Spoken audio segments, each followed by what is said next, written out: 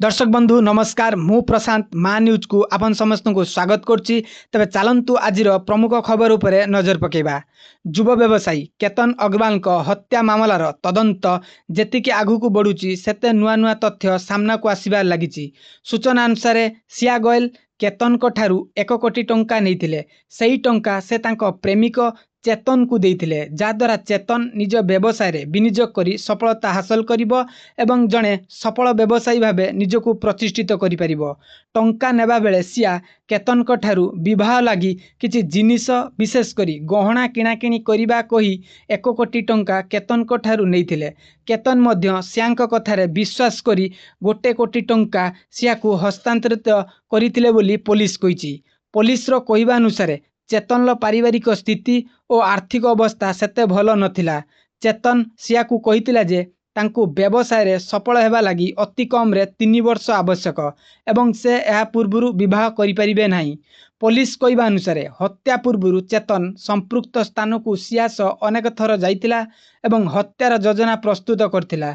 एथिलागी निर्दिष्ट स्थान एवं समय मध्य निर्धारित होइतिला। पुलिस हाथ में धरा पड़े कौन करेंगे किपरि खसबे ताहा मध्य चेतन निर्धारण करथिला। तापर जिबा परवर्ती खबर को 65 वर्षीय वृद्धा को मृत्यु दंडादेश। हाँ आज्ञा, महाराष्ट्र पुणे जिलार नसरुपुर ग्राम रे जड़े 3 वर्षीय बालिका अपहरण पर बलात्कार और हत्या मामलें पुणे एक स्वतंत्र अदालत सोमवार जड़े 65 वर्षीय वृद्ध को मृत्यु दंडादेश देइचंती। एही जघन्य अपराध महाराष्ट्र रे उत्तेजना सृष्टि करने सह पीड़िता परिवार को न्याय दाबी रे राज्यव्यापी विक्षोभ होइतिला। अपराध हेबार 60 दिन मध्य कोर्ट राय प्रकाश करछि। अतिरिक्त विचारपति SR सालुएंको एही घटना को विरलरू विरलतम अपराध बोली कहिबा सहित बयसाधिक कारणरू अभियुक्त भीमराव काम्बेलंकु क्षमा कराजिबाकू तांको वकील करिथिबा निवेदन को खारज कर दैचंती।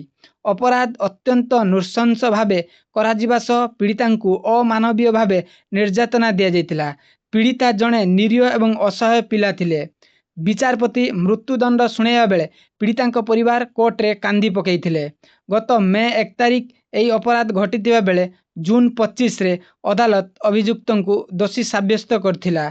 सूचना अनुसार भीमराव काम्बेल नाबालिका बिस्कुट दे ग्रामर एक नवजन्मित बाछुरी देखैबार प्रलोभन देखाई नहीं जाइथिला एवं परे एक गुहाल रे नाबालिका यौन निर्यातना सह हत्या करिथिला। आगु को सटीक समस्त खबर रो अपडेट पाइबा पई आम चैनल को लाइक सब्सक्राइब करने को जमा भी भूलिबे नहीं। रहिली नमस्कार।